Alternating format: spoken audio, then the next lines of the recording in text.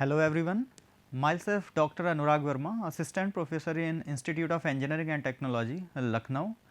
Today I am here to present Basic Electrical Engineering lecture number 1 for the transformers. So, let us go through transformers. So, first of all, discussing transformer, we need to know about the syllabus to be covered. So, in syllabus first we will discuss magnetic materials, we understand types of magnetic materials, what is magnetic materials, what are their properties. Next उसके बाद क्या है, फिर हम लोग BH characteristics देखेंगे कि BH characteristic का क्या मतलब है, यहाँ पे कैसे प्लॉट करते हैं, कर्व क्या है, लूप क्या है. नेक्स्ट उसके बाद आता है ideal and practical transformers, equivalent circuit देखेंगे ट्रांसफॉर्मर का. लॉसेस इन ट्रांसफॉर्मर देखेंगे कि किस टाइप के लॉसेस अकर होते हैं, आइडियल में कोई लॉस है कि नहीं है, प्रैक्टिकल में क्या लॉसेस हैं, इक्विवेलेंट सर्किट्स. नेक्स्ट आता है रेगुलेशन एंड एफिशिएंसी.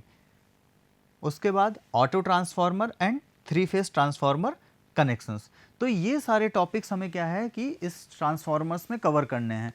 तो ट्रांसफार्मर पे जाने से पहले सबसे पहले हम लोगों को ये पता होना चाहिए कि ट्रांसफार्मर की जो मैन्युफैक्चरिंग होती है या ट्रांसफार्मर जिस मटेरियल से बनता है वो कौन कौन से मटेरियल्स हैं. तो मटेरियल पे जाने से पहले क्या है कि हम लोग डिस्कस करेंगे मैग्नेटिक मटेरियल. अब उसी मैग्नेटिक मटेरियल के अंदर क्या है, different types of magnetic materials होते हैं, लाइक पैरामैग्नेटिक हो गया, डाईमैग्नेटिक मटेरियल हो गया, फेरोमैग्नेटिक मटेरियल हो गया. तो ये सारे मटेरियल को हम लोग डिस्कस करते हुए आगे बढ़ेंगे. फिर मैग्नेटिक मटेरियल के बाद क्या है कि BH कैरेक्टरिस्टिक देखेंगे. BH कैरेक्टरिस्टिक के बाद फिर हम लोग क्या है ट्रांसफार्मर पे मूव करेंगे, उसके बेसिक प्रिंसिपल फंडामेंटल्स को समझेंगे. देन आफ्टर दैट कितने टाइप्स के ट्रांसफार्मर होते हैं, क्लासिफिकेशन देखेंगे कि कंस्ट्रक्शन के बेसिस पे ट्रांसफार्मर के क्या टाइप्स हैं. ठीक है, फिर डिज़ाइन के बेसिस पे देखेंगे कि डिज़ाइन के बेसिस पे कितने टाइप्स के ट्रांसफार्मर हैं. तो ये सारा कुछ क्या है डिस्कशन हम लोग करेंगे टाइप्स ऑफ ट्रांसफार्मर में, जो कि आइडियल एंड प्रैक्टिकल ट्रांसफार्मर के पहले आएगा. फिर उसके बाद जो ट्रांसफार्मर है उसका इक्विवेलेंट सर्किट कैसा होगा, इक्विवेलेंट सर्किट के बारे में डिस्कस करेंगे. नेक्स्ट अब क्या है कि लॉसेस इन ट्रांसफार्मर, अगर आइडियल है तो आइडियल में तो कोई लॉसेस देखने को नहीं मिलेंगे, बट इन प्रैक्टिकल ट्रांसफार्मर जो भी लॉसेस अकर होते हैं, चाहे वो आपका हिस्टेरिसिस हो, एडी करंट हो, आयरन, कॉपर, जो भी हैं, वो सारे लॉसेस हम लोग डिस्कस करेंगे लॉसेस इन ट्रांसफार्मर्स में. फिर बात करेंगे कि लॉसेस के बाद रेगुलेशन एंड एफिशिएंसी के बारे में. नेक्स्ट फिर auto transformer and 3 phase transformer connections. तो सबसे पहले क्या है कि मैग्नेटिक मटेरियल को डिस्कस करेंगे. तो मैग्नेटिक मटेरियल में डिस्कशन से पहले क्या है कि उसका इंट्रोडक्शन, कौन कौन से टर्म्स कनेक्टेड होते हैं मैग्नेटिक मटेरियल के साथ, वो सारे डिस्कस करेंगे. क्लासिफिकेशन मैग्नेटिक मटेरियल का उनकी प्रॉपर्टीज के साथ. नेक्स्ट फिर आएगा एक टर्म आएगी hysteresis, that is related to the magnetic materials, और क्या क्या एप्लीकेशंस हैं मैग्नेटिक मटेरियल्स के, देन वी विल डिस्कस. अब चलते हैं इंट्रोडक्शन की तरफ. तो सबसे पहले हमारे दिमाग में आता है कि क्या मैग्नेटिक मटेरियल क्या होगा. तो मैग्नेटिक मटेरियल की अगर बात करें तो मैग्नेट क्या है, एक तरीके का ऐसा मटेरियल या ऐसा ऑब्जेक्ट है जो क्या प्रोड्यूस करता है, मैग्नेटिक फील्ड प्रोड्यूस करता है. तो ऐसे सारे मटेरियल्स जो मैग्नेटिक फील्ड को प्रोड्यूस करें, ठीक है, उनको क्या बोलेंगे, मैग्नेटिक मटेरियल. ठीक, तो materials are those materials in which state of magnetization can be induced. कहने का मतलब ये है कि अगर कोई मटेरियल ऐसा है जिसमें हम स्टेट ऑफ मैग्नेटाइजेशन को इंड्यूस कर सकते हैं, तो उस मटेरियल को हम क्या बोलेंगे, मैग्नेटिक मटेरियल बोलेंगे. ठीक है, तो such materials when magnetised create a magnetic field in the surrounding space. Next है all materials can be classified in terms of their magnetic behaviour following into one of 5 categories depending on their bulk magnetic. अभी ये वाली term जो है magnetic susceptibility, ये भी हम लोग डिस्कस कर लेंगे. नेक्स्ट क्या है कि इसके कुछ एग्जांपल्स यहाँ पे आपके सामने दिए हुए हैं, लाइक आयरन हो गया, निकल हो गया, कोबाल्ट हो गया, स्टेनलेस स्टील हो गया. तो ये सारे जो एग्जांपल्स आपके सामने गिवन है, ये सारे एग्जांपल्स क्या हैं, मैग्नेटिक मटेरियल के एग्जांपल्स हैं. ठीक, नेक्स्ट ये क्या है कि कुछ ऐसी टर्म्स हैं जो मैग्नेटिक मटेरियल्स के साथ कनेक्ट होती हैं, ऐसे भी बोल सकते हैं कि उनकी प्रॉपर्टीज़ हैं. तो first one is magnetic force, फिर है आपका मैग्नेटिक फ्लक्स डेंसिटी, फिर है आपका magnetic field strength, permeability, relative permeability, absolute permeability, और retentivity, remanence, hysteresis, loop and losses. ये सारी प्रॉपर्टीज हम लोग क्या है जो भी मैग्नेटिक मटेरियल की है अभी आगे पढ़ेंगे. तो अब बात करते हैं मैग्नेटिक फोर्स की। तो मैग्नेटिक फोर्स की अगर बात करें तो मैग्नेटिक फोर्स की डेफिनेशन क्या बोलती है कि the magnetic force between the two moving charges में be described as the effect exerted upon either charge by a magnetic field created by the other. ठीक, तो इसको हम लोग मैथमेटिकली भी किस तरीके से लिख सकते हैं, क्यू आपका क्या हो गया, चार्ज हो गया, ई आपका क्या हो गया, इलेक्ट्रिक फील्ड हो गया, वी क्या हो गया, उसकी वेलोसिटी हो गया, जिस वेलोसिटी से चार्ज क्या कर रहा है, मूव कर रहा है। तो इस तरीके से क्या है कि हम लोग मैथमेटिकली भी लिख सकते हैं कि मैग्नेटिक फोर्स क्या है कि दो मूविंग चार्जेस के बीच का क्या है एक्चुअली में फोर्स है। ठीक है, तो इस तरीके से क्या है कि मैग्नेटिक फोर्स को डिफाइन किया जाता है और इसी फोर्स को हम लोग और क्या बोलते हैं, क्या, लॉरेंज फोर्स।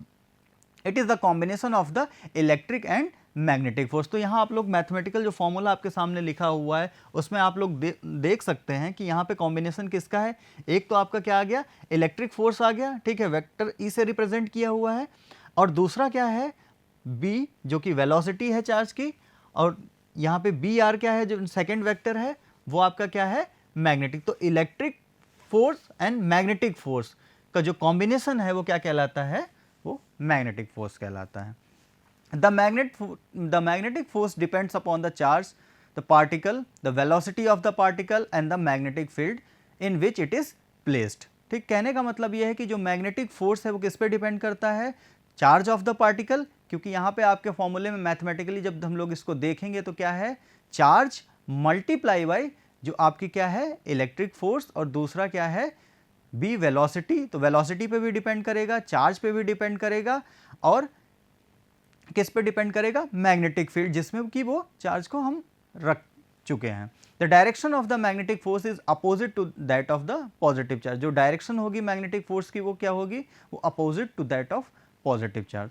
तो मैग्नीट्यूड की अगर बात करें तो the magnitude of the force is calculated by the cross product of velocity and the magnetic, जो कि आपको यहाँ पे दिखाया हुआ था कि Q multiply by E R plus B cross multiply by B R. इस तरीके से तो आपकी ये मैग्नेटिक फोर्स की होगी।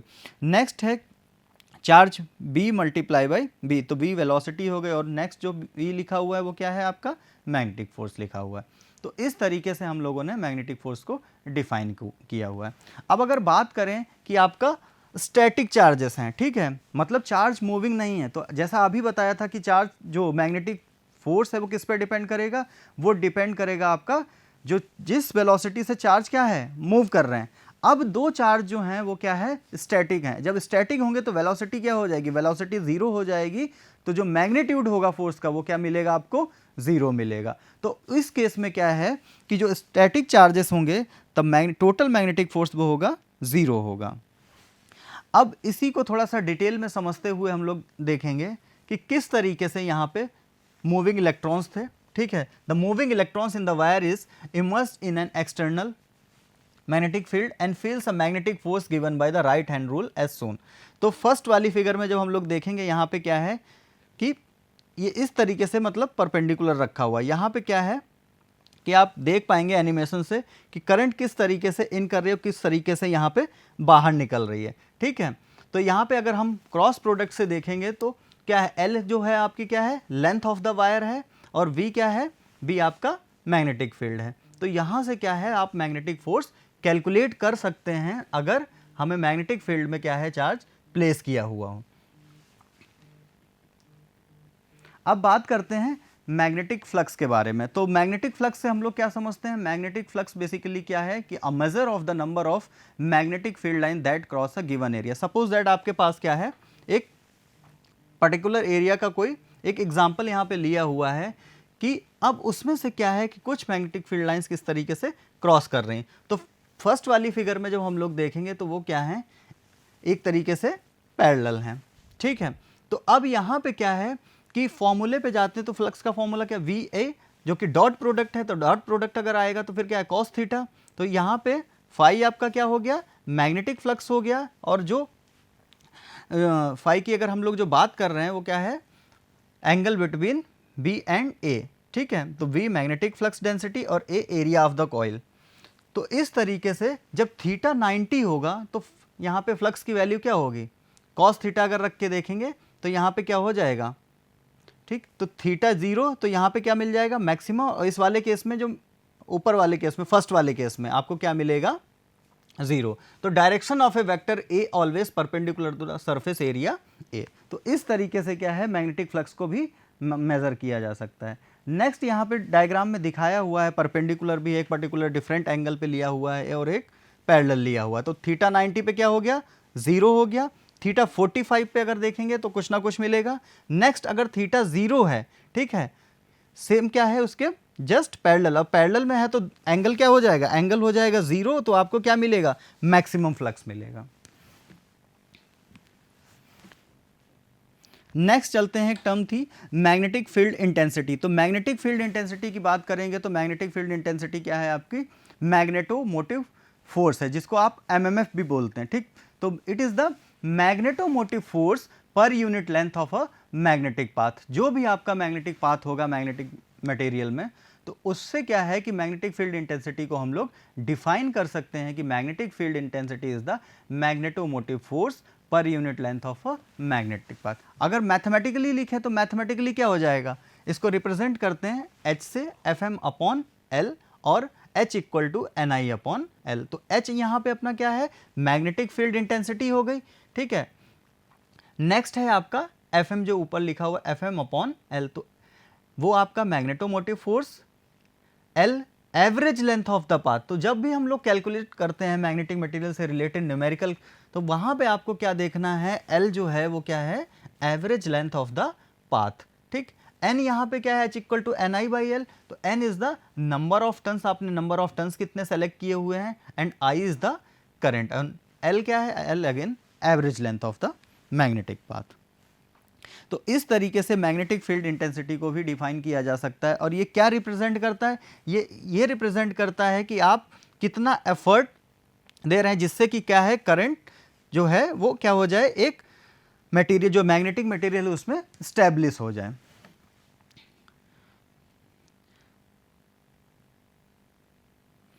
तो अब आता है नेक्स्ट टर्म। अभी हम लोगों ने क्या पढ़ा, हम लोगों ने मैग्नेटिक फील्ड इंटेंसिटी देखा, ठीक। अब नेक्स्ट टर्म जो आएगी वो कौन सी टर्म आएगी, मैग्नेटिक फ्लक्स डेंसिटी आएगी।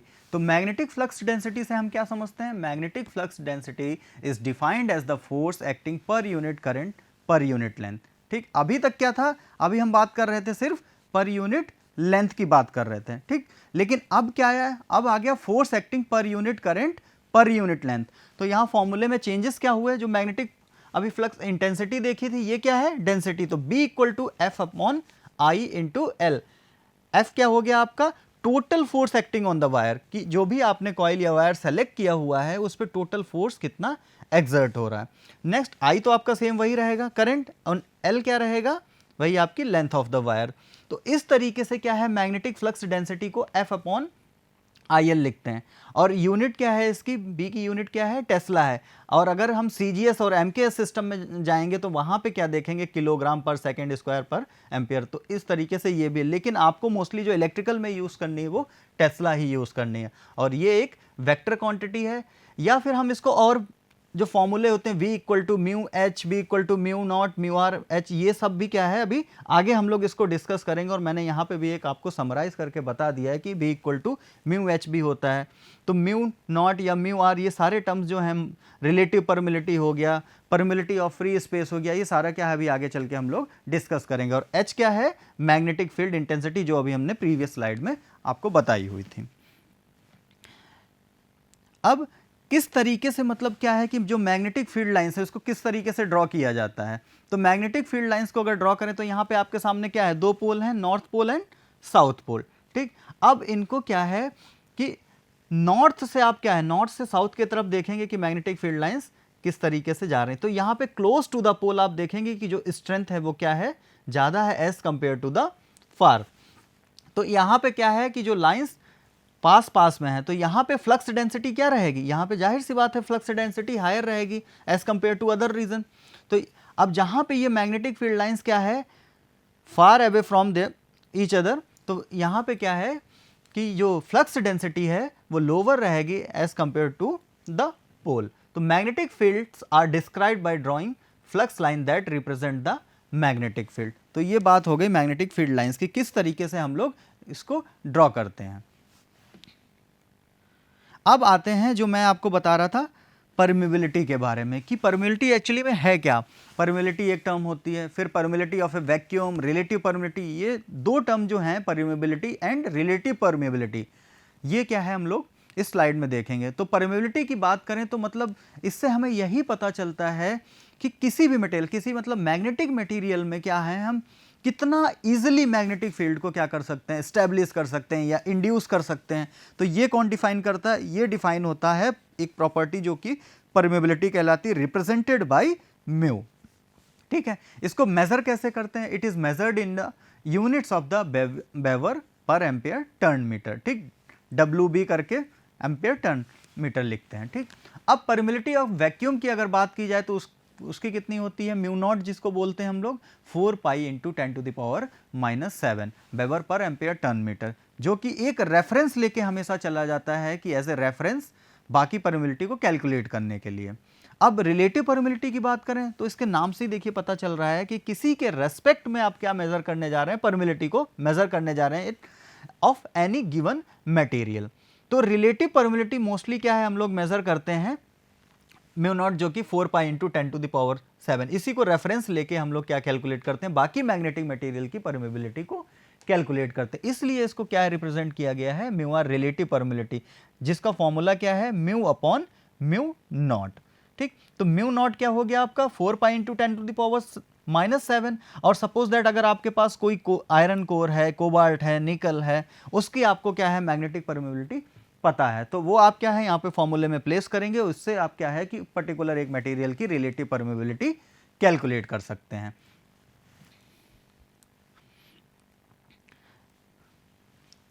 नेक्स्ट आता है, अब जो हम लोगों ने डिस्कस उसमें terms connected with magnetic material में बताया था कि VH कैरेक्टरिस्टिक के बारे में।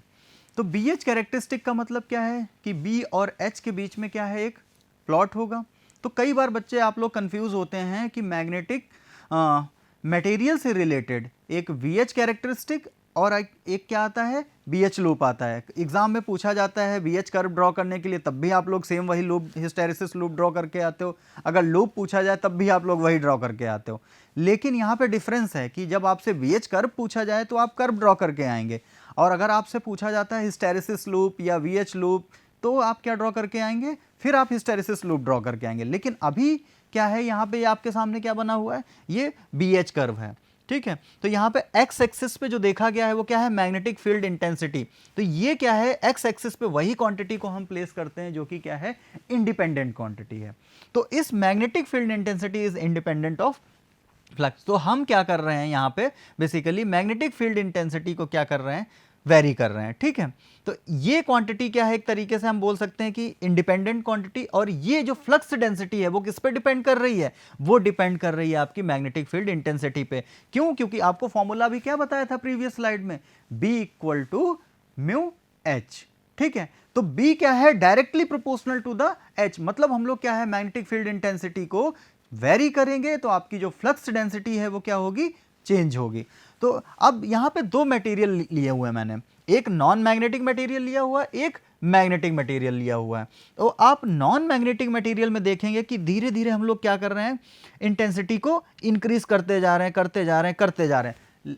और जो फ्लक्स डेंसिटी है, फ्लक्स डेंसिटी की वैल्यू क्या है, बस माइन्यूट सी ही बढ़ रही है। तो इससे क्या है, इससे हमें यह पता चलता है कि जो ट्रांसफार्मर की कंस्ट्रक्शन करेंगे तो ट्रांसफार्मर की कंस्ट्रक्शन करते टाइम हमें किस पे जाना पड़ेगा, मैग्नेटिक मटेरियल पे जाना पड़ेगा, ना कि नॉन मैग्नेटिक मटेरियल।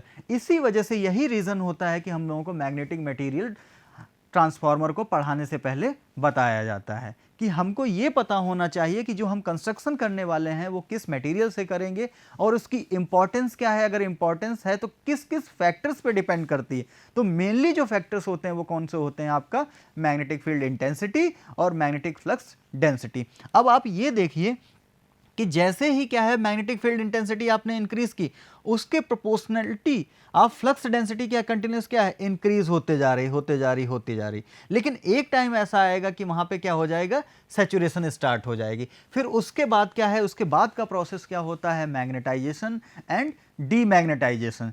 उसी के करस्पॉन्डिंग आप क्या ड्रॉ करते हैं, आप लूप ड्रॉ करते हैं, जिसको आप क्या बोलते हैं, हिस्टेरिसिस। तो अभी हम लोग हिस्टेरिसिस लूप को भी डिस्कस कर लेंगे। ये क्या था, सिंपल एग्जांपल था किसके लिए, BH कर्व के लिए था। तो यहाँ पे मेंशन भी है कि as the graph shows the flux density depends on both the material and the magnetic field intensity. ठीक है, तो नॉन मैग्नेटिक मटेरियल के लिए आप देखेंगे कि एक सिंपल से क्या है कि आप इंक्रीज कर रहे हैं बट फ्लक्स डेंसिटी क्या है, बहुत ज़्यादा चेंज नहीं हो रही है। मतलब this material, non magnetic material is not suitable for the construction of transformer core. Magnetic material का बता ही दिया है। अब चलते हैं नेक्स्ट कि हिस्टेरिसिस क्या है। हिस्टेरिसिस की बात करें तो हिस्टेरिसिस एक वर्ड है जिसकी मीनिंग होती है, जो जनरल मीनिंग होती है वो क्या होती है, लैग। ठीक है, और hysteresis occurs in a system that involves a magnetic field. Hysteresis is the common property of a ferromagnetic substances. ठीक, तो यहाँ पे हिस्टेरिसिस की जो टर्म है उससे ये पता चल रहा है कि कौन सी क्वांटिटी किससे कितना लैग हो रही है। तो अभी हम लोगों ने जो प्रीवियस स्लाइड में एक कैरेक्टरिस्टिक ड्रॉ की थी, VH कैरेक्टरिस्टिक ड्रॉ की थी, तो वहां पे आपने देखा था कि किस तरीके से, मतलब जो लैग ऑफ मैग्नेटाइजेशन इंटेंसिटी थी वो कैसे लैग कर रही थी मैग्नेटिक फील्ड डेंसिटी से। तो यहां पे क्या है कि मैग्नेटिक फील्ड डेंसिटी जो थी वो क्या कर रही थी, लैग कर रही थी। यहां पे करेक्ट कर सकते हैं, मैग्नेटिक फील्ड डेंसिटी जो B है वो क्या है, मैग्नेटिक फील्ड डेंसिटी, और H जो है वो मैग्नेटिक फील्ड इंटेंसिटी है। तो ये थोड़ा सा हमें ध्यान रखना है कि कौन सी क्वांटिटी किससे लैग कर रही थी जब हम लोगों ने BH कर्व को ड्रॉ किया था। ठीक है, तो वहां पे ये भी देखा था हम लोगों ने कि जो आपके मैग्नेटिक मटेरियल था या नॉन मैग्नेटिक मटेरियल था उसका कर्व आपने किस तरीके से ऑब्टेन किया था। नॉन मैग्नेटिक मटेरियल के लिए क्या था कि आप magnetic field intensity continuous increase करते जा रहे हैं बट मैग्नेटिक फ्लक्स डेंसिटी पे कोई बहुत ज़्यादा फर्क नहीं पड़ रहा है। लेकिन वहीं क्या था कि मैग्नेटिक मटेरियल के लिए जो जितने भी मैग्नेटिक हैं, चाहे वो पैरा हो, डाई हो, फेरो, हालांकि उसमें भी कंपैरिजन होता है कि पैरा की, डाई की, फेरो के कंपैरिजन में क्या उनकी डेंसिटी या क्या उनकी इंटेंसिटी या क्या उनकी परमेबिलिटी रहेगी। तो जो बेस्ट सुटेबल मटेरियल होगा वो भी अभी हम लोग फाइंड आउट करने की कोशिश करेंगे कि कौन सा बेस्ट सुटेबल मटेरियल है इसकी ट्रांसफार्मर की कंस्ट्रक्शन के लिए।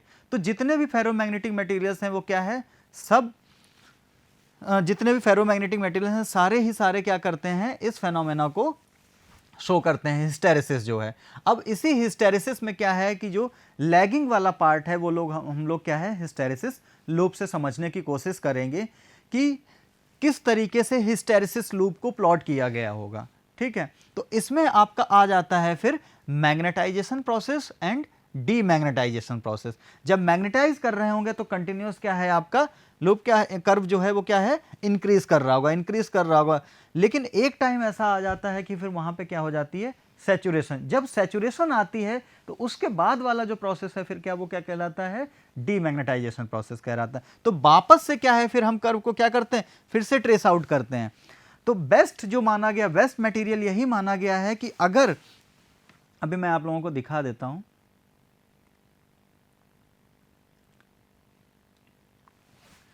कि यहां पे आप लोग जब देखेंगे मैग्नेटिक फील्ड स्ट्रेंथ है H जो कि x एक्सिस पे आपका प्लॉट है, और मैग्नेटिक फ्लक्स डेंसिटी जो आपका y एक्सिस पे प्लॉट है।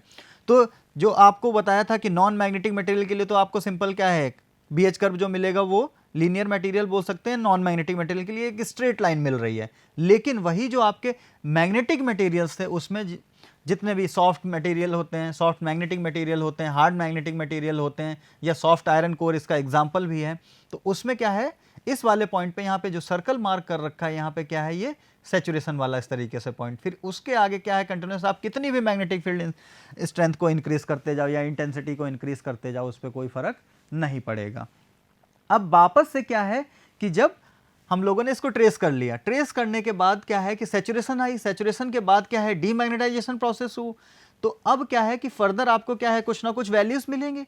जब कुछ ना कुछ फर्दर वैल्यूज मिलेंगी, जब उसको हम ट्रेस आउट करेंगे तो आपको क्या मिल जाएगा, एक कंप्लीट लूप मिल जाएगा, जिसको हम लोग क्या बोलते हैं, BH लूप बोलते हैं। अब इसमें भी टर्म आती हैं लाइक रिटेंटिविटी आ गया, कोर्सिविटी आ गया, ठीक है, और मैग्नेटाइजिंग फोर्स, ये सब हम लोग ऑलरेडी डिस्कस कर चुके हैं। अब रही बात रिटेंटिविटी, कोर्सिविटी, ये सब कुछ हम लोग डिस्कस करेंगे।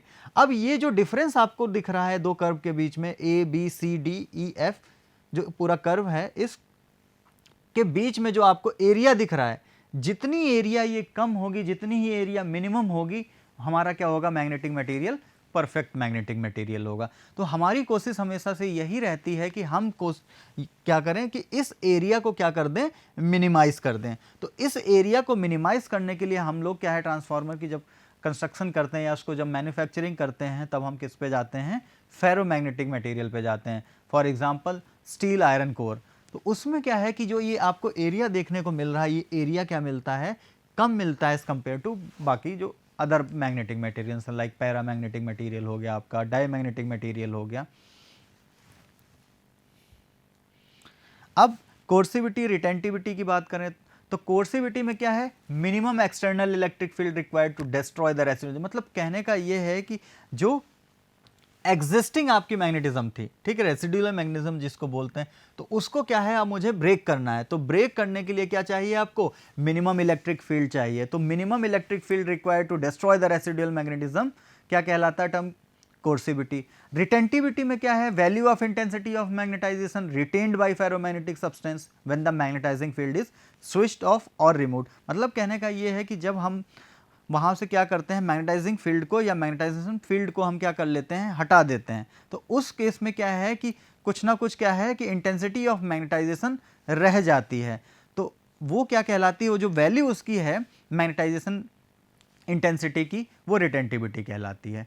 तो materials used to make permanent magnet should have high value of retentivity and coercivity. ये यहाँ पे थोड़ा सा ध्यान देने वाली बात है कि अगर आप परमानेंट मैग्नेट बनाने जा रहे हैं, तो परमानेंट मैग्नेट बनाने के लिए आपको क्या है कि ये दोनों चीजें, कोर्सिविटी एंड रिटेंटिविटी, दोनों ही क्या होनी चाहिए, इनकी वैल्यू जो है वो क्या होनी चाहिए, हाई वैल्यू होनी चाहिए। ठीक है, material use to make electromagnets have high retentivity and low coercivity. अब अगर क्या है कि आपको इलेक्ट्रोमैग्नेट्स बनाने हैं, तो इलेक्ट्रोमैग्नेट्स के केस में क्या है कि आपको हाई रिटेंटिविटी चाहिए, ठीक है, वैल्यू ऑफ जो इंटेंसिटी ऑफ मैग्नेटाइजेशन है उसकी वैल्यू क्या चाहिए, ज्यादा चाहिए, और कोर्सिविटी की वैल्यू क्या चाहिए, वो कम चाहिए। क्यों, क्योंकि जिससे क्या है आपको मिनिमम एक्सटर्नल इलेक्ट्रिक फील्ड की रिक्वायरमेंट पड़े। तो for today, thank you, we will discuss after this in next lecture.